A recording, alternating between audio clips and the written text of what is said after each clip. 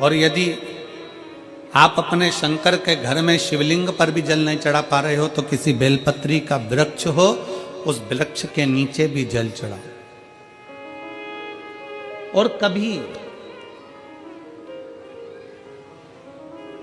कभी मौका मिल जाए, कभी भगवान शंकर की बड़ी करुणा हो जाए, भगवान शंकर की बड़ी उदारता हो जाए, भगवान शंकर की बड़ी कृपा हो जाए, बड़ी कृपा हो जाए,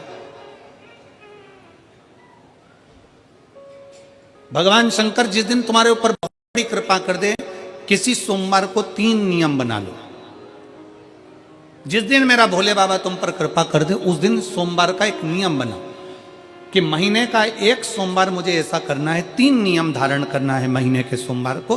पहला, सुबेरे जाकर शंकर भगवान को 1 लोटा जल चढ़ाना है। दूसरा, दोपहर के समय पर जाकर मुझे बेलपत्री के वृक्ष के नीचे एक चावल का दाना रखकर बेलपत्री की 7, 11, 21, 108, 51 जितनी परिक्रमा आप लगा सकते हो वो लगाना है। और तीसरा, बेलपत्री के वृक्ष के नीचे और शंकर के मंदिर के दरवाजे पर मुझे एक घी का दीपक लगाना है। बस ये 3 नियम जिसने महीने में एक बार ले लिया, समझ लो उसको पीछे हटने की जरूरत ही नहीं, वो आगे ही बढ़ेगा। महीने के किसी एक सोमवार का ऐसा नियम बना लो कि मुझे 3 नियम धारण करना है महीने के किसी भी एक सोमवार को। हम ये नहीं कहेंगे कि तुम सोमवार 5 पढ़ रहे हैं तो 5 को करो, 4 पढ़ रहे हैं तो 4 को करो, 3 पढ़ रहे हैं तो 3 को करो।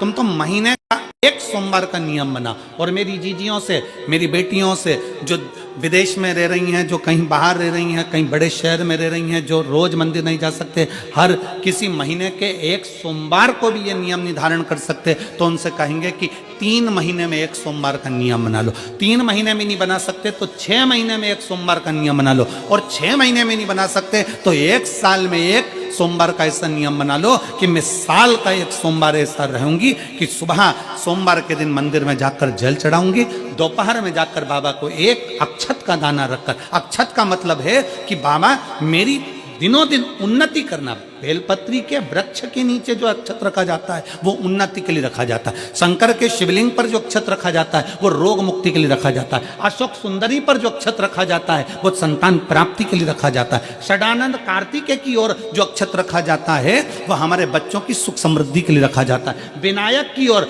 गणेश जी की ओर जो अक्षत रखा जाता है वह हमारे घर में कोई मंगल कार्य आ जाए उसके लिए रखा जाता है। और जो पीठिका होती है जिसपे शिवलिंग रखा होता है, पार्वती जी का हस्तकमल, उस पर अक्षत रखा जाता है तो नारी के अखंड सौभाग्य के लिए रखा जाता है। अक्षत रखने का भी तरीका है।